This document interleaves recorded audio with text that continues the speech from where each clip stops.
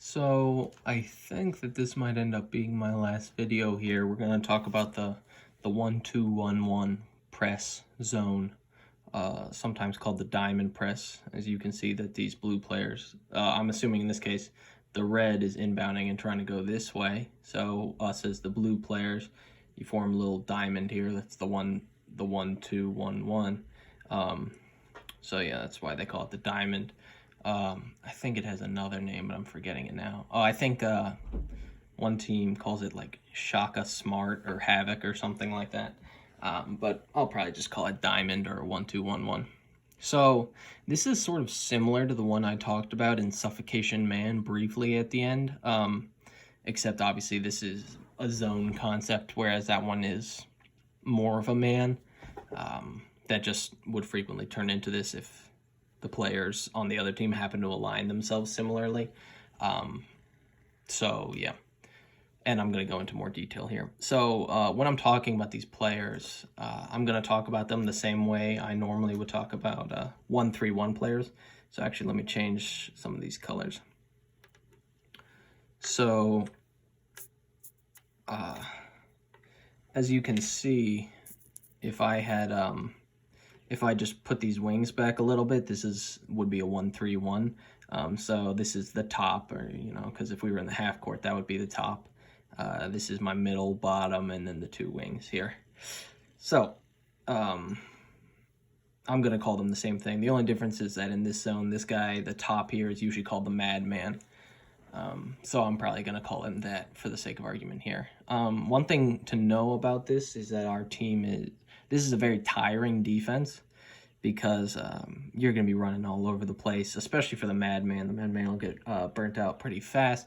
But our team is deep. Depending on how many people show up, we could have 10 guys. So if that happens, I could be doing straight up hockey substitutions and just everybody goes in for 3 minutes, off for 3 minutes, something like that. So, just run around, keep the hustle going, and bust your ass while you're out there. And then, we'll be subbing in a lot. And this will be really good to run against teams that have, 5 or 6 guys show up, because they're going to get gassed, but we're going to be deep and we're going to use our depth to our advantage.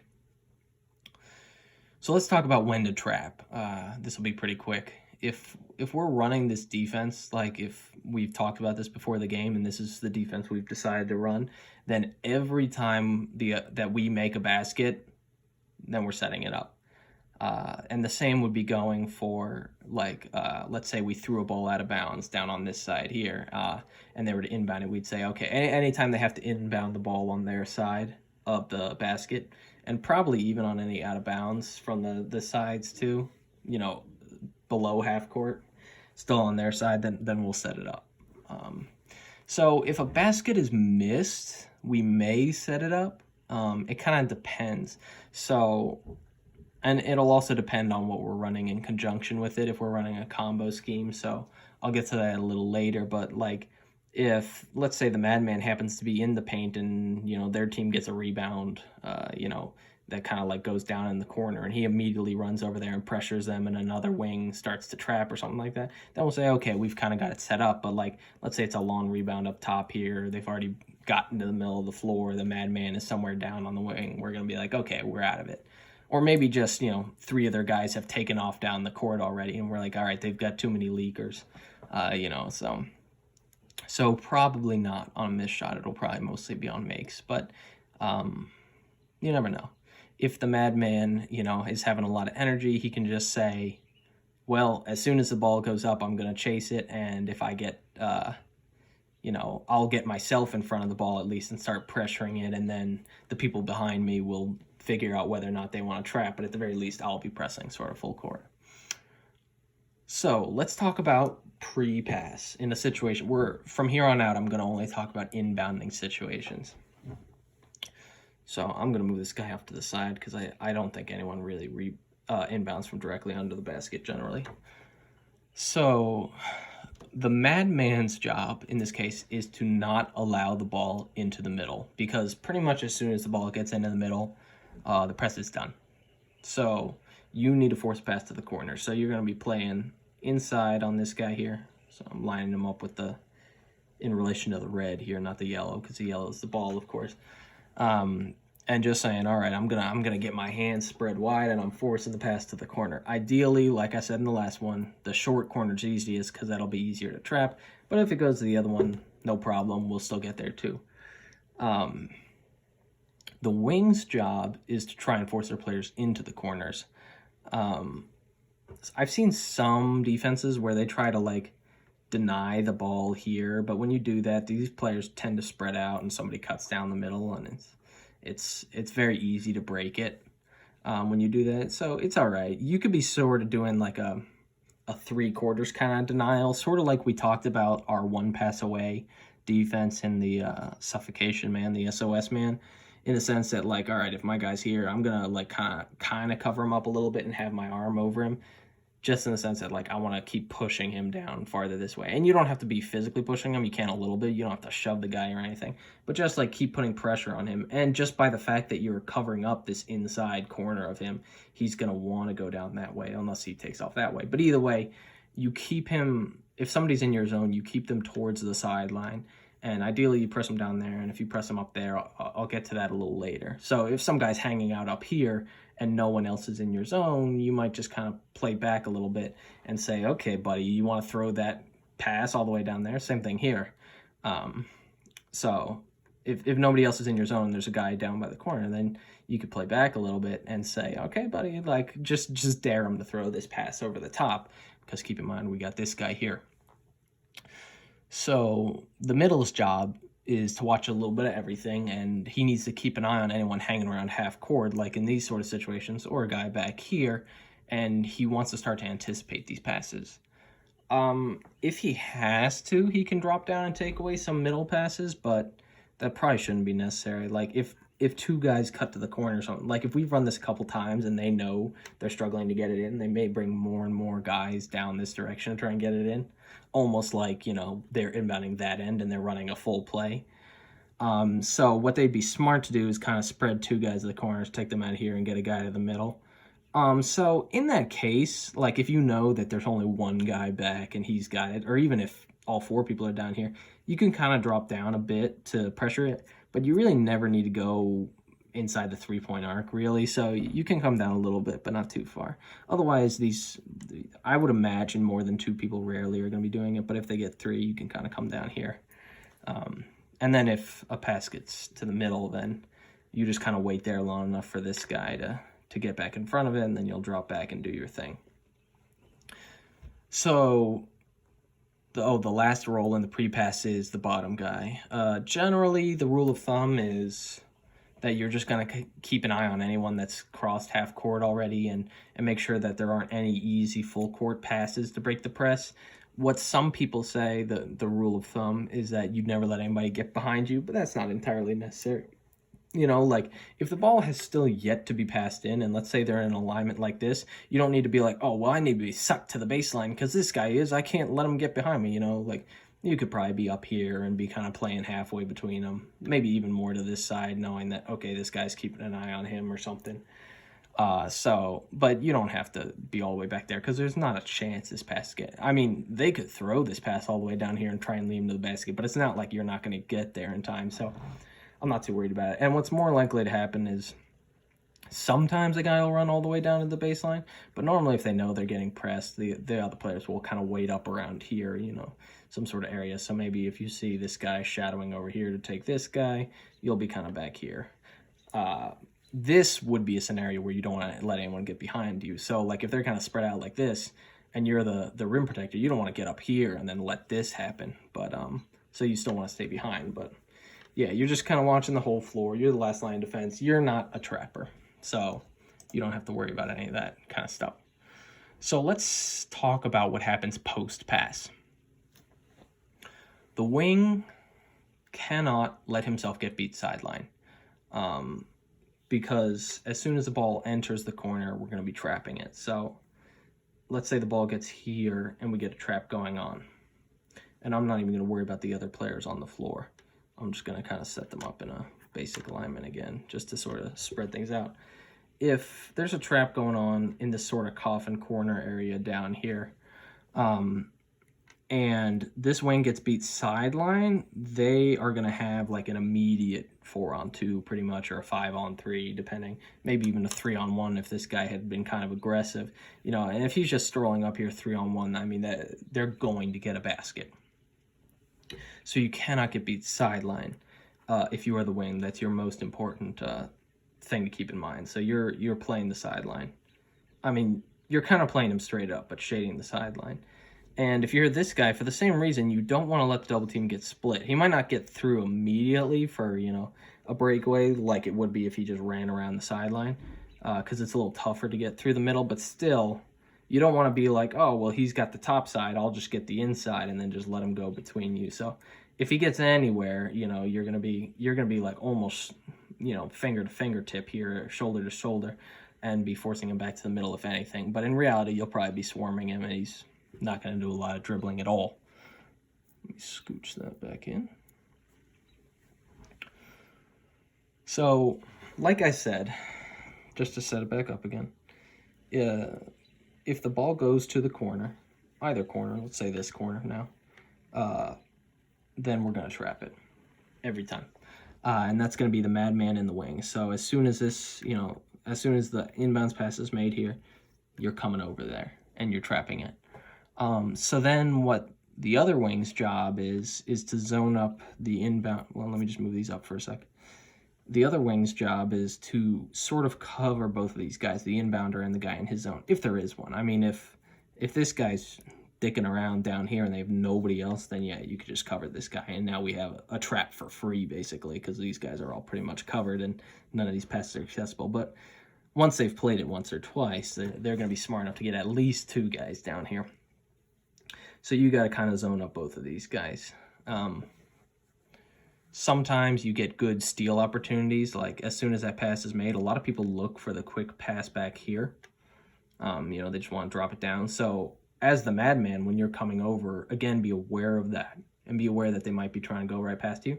But what happens sometimes is if you're, as soon as that pass is made here, this guy might take a couple steps in. He doesn't want to run up here because then there's no chance of this pass getting through. So he might only take a couple steps in, and if you're running down and they're trying to quick pass back, that weak side wing might get a steal and be right next to the basket.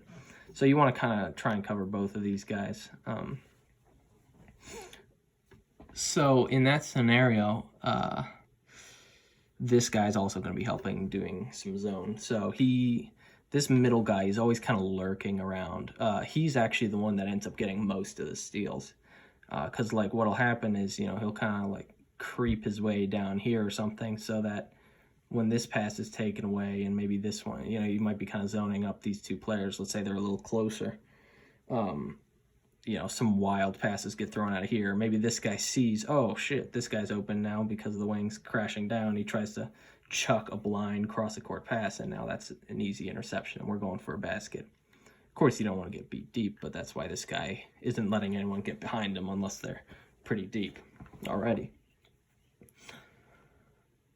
All right, so if the ball is swung to the other side, or because what will happen sometimes is, like I said, this guy will inbound and he'll try and space himself out. So let's say the ball's here. We've got our basic trap setup going on. Ball gets swung back to the other side. If this guy can't steal it, they'll just form the trap again, and the madman will come back down and trap with him. And now the same sort of thing is going on, where this guy's sort of covering his general zone area, keeping an eye on the guy behind him, trying to not let anything too easy. This guy's going to come down a little bit and be covering this dude over the top, and the exact same thing goes on. So either side, we just sort of flip-flop it. If the ball gets pretty perfectly to the middle, like, let's say they manage to get a really quick pass back before they pass it in here, this guy doesn't even really have the chance to come down and help, and they just manage to, like, tip it right back to him and the ball's in the middle, something like that. Well, in that case, there's not really a great way to trap, so the madman will get back in front of him, and until that happens, this guy should kind of stunt at the ball and back to his area, so just to slow him down a little bit. Until the madman can get back in front, and then probably the ball might be starting moving up the court at this point. If it goes into another one of these corners, because this area is also a trappable spot, you know, on either side, because as soon as they cross half court, you've got the same corner, and even here it's kind of tight. So if the madman can maybe push this guy back towards one of these corners, now we might get another trap opportunity. But if he manages to just kind of break the press, get up the middle of the floor, then that's fine. He's broken the press. And we don't want to have to send any double teams to the middle because that'll be too easy to break. All right. So one thing that'll happen sometimes is the ball will get over the head of the wing. So let's say pre-pass that we'd been lurking around here. Let's say there's a setup kind of like this. And let's say some guy came into this short corner here, but he was pretty well covered. Or actually, yeah, let's say some guy came into the weak side corner, but he's out of the play, basically. We're denying the middle here with the madman. And this guy, fakes to the corner and tries to run up here. If they try to make that pass here, now this is going to be a double with the middle and the wing. Because firstly, there's a good chance the middle just steals it right there.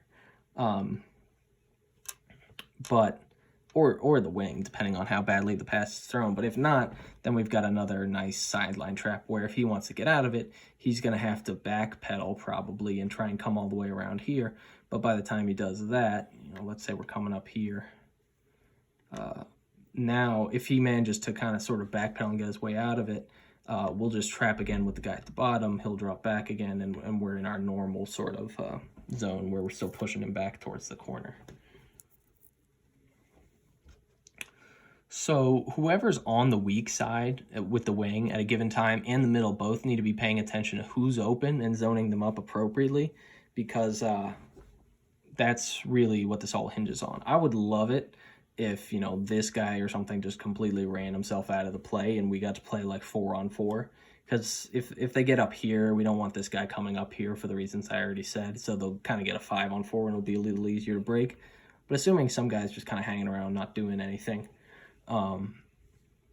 it shouldn't be too hard to zone up because, this press will be, this double team will be pretty severe in the backcourt, especially because people feel more pressured in the backcourt in general because they're worried about turning the ball over or getting an 8-second violation that doesn't happen in the front court, obviously.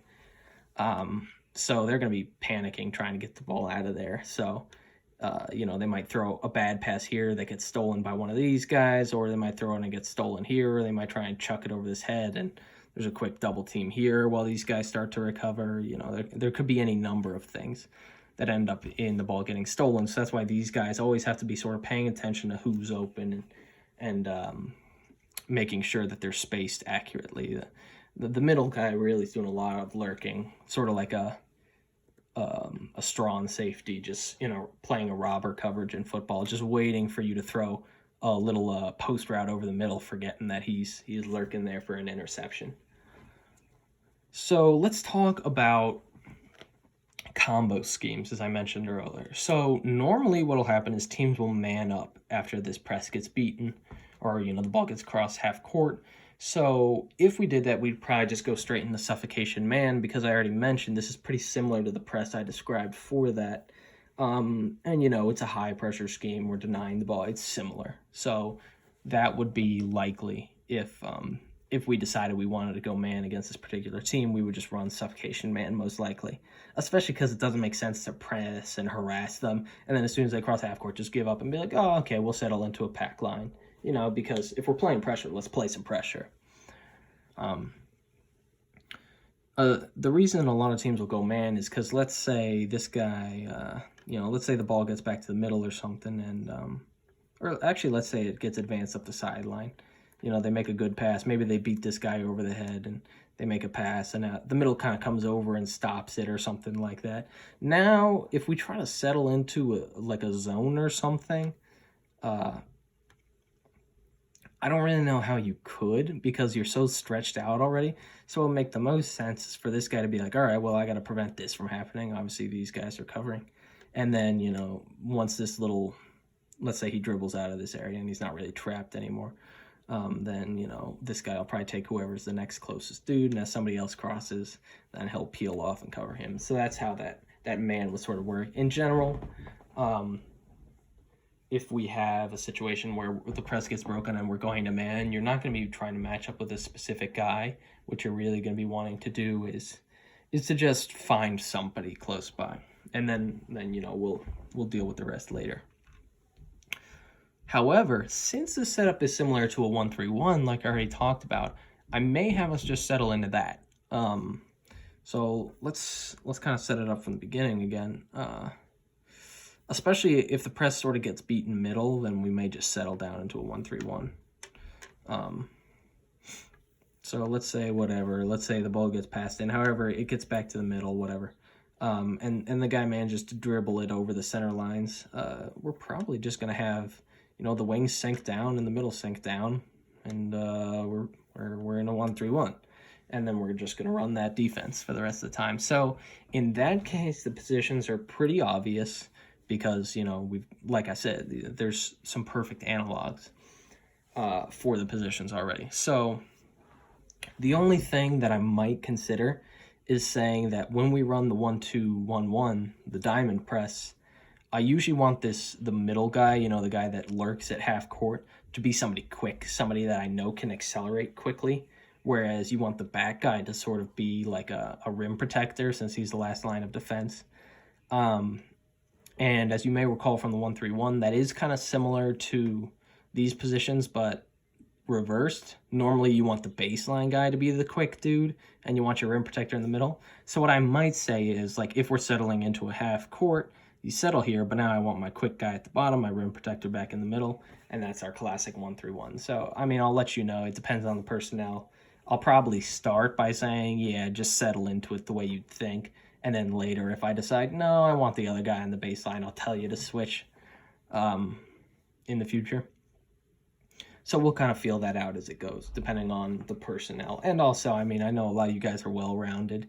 So if I have, it might not make a huge difference to me who's in which spot, especially since these positions are liable to change in the 1-3-1 anyway. You might just end up switching with each other, so who cares who starts there.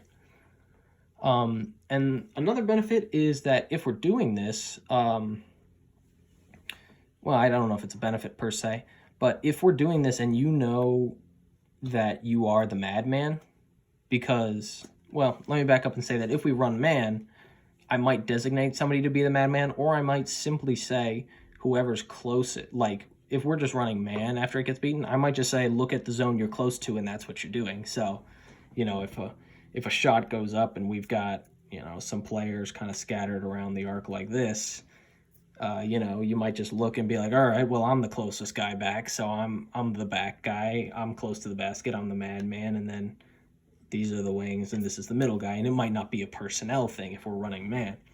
But if we're running a 1-3-1, obviously, like I said, we've sort of got our positional layout already. So in that case, if we're running the 1-3-1 and you know that you're the madman, you know that you're the top, then you know that every time we make a basket, you're going to need to get down here. And I want you down there before they even turn around to start to inbound it. So when that guy turns around with the ball and that 5-second clock starts ticking, you're just ready already, right in front of him. So it makes sense for you to get close to the basket. So if you're the madman in that situation, I want you to crash the offensive glass every time. And another thing important in that situation is if you're the last guy, you're probably going to want to never be crashing the offensive glass, really, because you're going to have to get back. And there's some exceptions, and again, you'd have to be flexible here. So let's say this is the guy that normally, when we have it set up, like if our press looks like this, normally, let's say this black guy or the black cube is the last guy. And he somehow also ends up down at the glass. Maybe the middle guy has to say, let's say the middle guy's hanging out here. Say, I got the back, you got the middle, Joe, or whatever, and now Joe takes the middle when we set up the press after the offensive rebound. So that's something you have to keep in mind as well. So yeah, just to give you a quick recap, this is supposed to be high pressure to trap a lot, get a lot of turnovers, get a lot of easy baskets, and tire out the other team. So anytime that we make a basket or the ball goes out of bounds down here, we run it. Once, if that's the scheme that we're running that day. If it's on, we're running it every time that we get into those situations, and sometimes even on a missed shot. So pre-pass, this guy's got to take away the middle here. These guys force players down to the corners or up to those corners if necessary. This guy lurks and keeps an eye on the middle if anybody happens to go there. And then after the pass goes to the corners, we trap. If goes to the other corner. Madman traps over there. So Madman gets to do a lot of fun running. This guy's always lurking, ready to pick off a pass. And these guys have to be ready to trap or to zone up the 2 players on the weak side. Yeah, so that's the general idea.